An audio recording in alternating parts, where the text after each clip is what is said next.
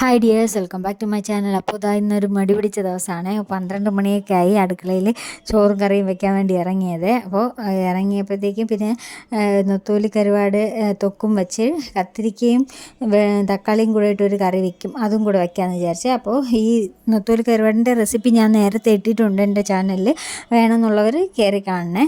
അപ്പോൾ നമുക്കിന്ന് കത്തിരിക്കയും തക്കാളിയും ഇട്ട് വയ്ക്കണത് എങ്ങനെയാണെന്ന് ഞാൻ പറയാം കേട്ടോ. അപ്പോൾ അതിന് വേണ്ടിയിട്ട് എണ്ണ വീത്തി അതിൽ കടുക്, ജീരകം, പിന്നെ ഒരു വറ്റൽ മുളകും കൂടെ ഇട്ട് നമുക്കതിനൊന്നും ചെയ്തെടുക്കാമേ.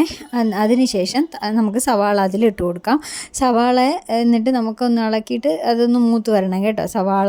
അപ്പോൾ അതിന് വേണ്ടി കുറച്ച് ഉപ്പും കൊടുത്ത് കുറച്ച് ഉപ്പ് കൂടെ ഞാൻ ഇട്ട് കൊടുത്തിട്ടുണ്ട് കേട്ടോ. അതിനുശേഷം നമുക്ക് അതിൽ കറിവേപ്പില ഉണ്ടെങ്കിൽ കറിവേപ്പില ഇട്ട് കൊടുക്കണേ. കറിവേപ്പിലയും കൂടെ ഇട്ടിട്ട് ആയതിന് ശേഷം ഞാൻ 1.5 തക്കാളി എടുത്തിട്ടുണ്ട്. തക്കാളിയും പിന്നെ 2 പച്ചമുളകും കൂടെ ഇട്ട് കൊടുത്തിട്ടുണ്ട്.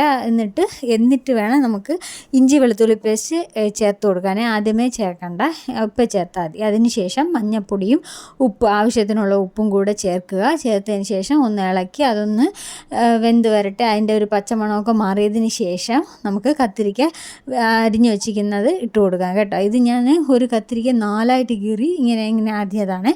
അതിനുശേഷം ആ കത്തിരിക്ക ഒന്ന് മൂത്ത് വരുമ്പോഴത്തേക്ക് നമുക്ക് മുളക് പൊടിയും അതിൽ ഉപ്പില്ലായിരുന്നു, അതുകൊണ്ടാണ് ഞാൻ വീണ്ടും ഇട്ടത്.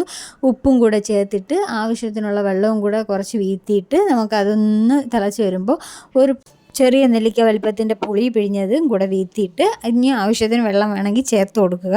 അത് നന്നായിട്ട് നമുക്ക് കത്തിരിക്ക ഉടഞ്ഞ് വരണം. അതിന് ശേഷം നമുക്ക് 1 സ്പൂണ് മല്ലിപ്പൊടിയും കൂടെ ചേർത്ത് കൊടുക്കണം. ചേർത്തതിന് ശേഷം അതൊന്ന് ഒരു 5 മിനിറ്റ് വേവട്ടെ.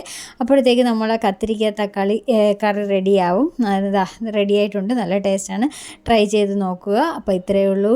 വീഡിയോ ഇഷ്ടപ്പെട്ടാൽ ലൈക്ക് ചെയ്ത് സബ്സ്ക്രൈബ് ചെയ്ത് സപ്പോർട്ട് ചെയ്യണേ. Thank you.